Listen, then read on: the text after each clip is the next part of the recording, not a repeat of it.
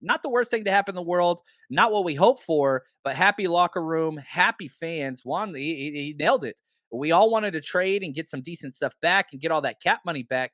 But my biggest concern would have been backup quarterback, right tackle, and backup quarterback.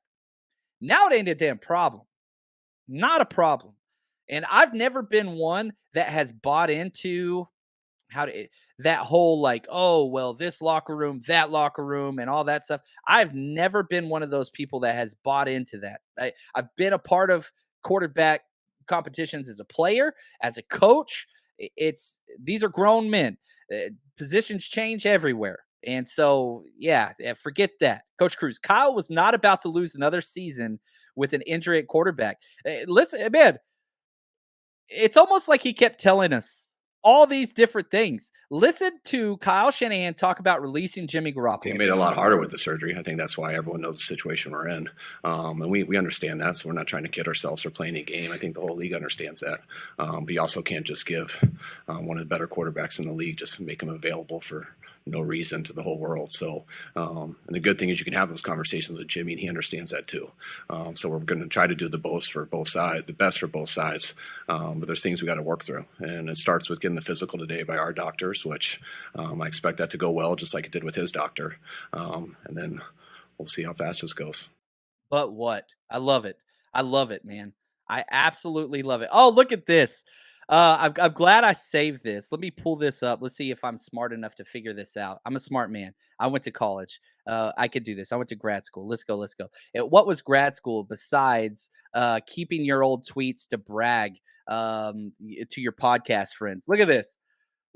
I tweeted this out March 21st. March 21st. This is what I would say. I'm going to read it verbatim. I tweeted this out March 21st at midnight. I must have been drinking. No, that was during the morning. Never mind. No way Kyle Shanahan will ever just release Jimmy Garoppolo. I don't care if there's not a trade market. Not going to happen. I'm not saying I agree with the choice, but Kyle will say, quote, having two great quarterbacks is a great problem to have, end quote. I'm telling you, man. Like, it's just who this team is. I kept my receipts. And this is great news. Flynn, it's the best of both worlds. They get the best backup and a third-round pick. Thank you. And you save on cap space. Who loses? The Seattle Seahawks lose. The Browns lose. The Giants lose if Tyrod Taylor's out, right? Those teams lose. Doesn't mean you can't trade them.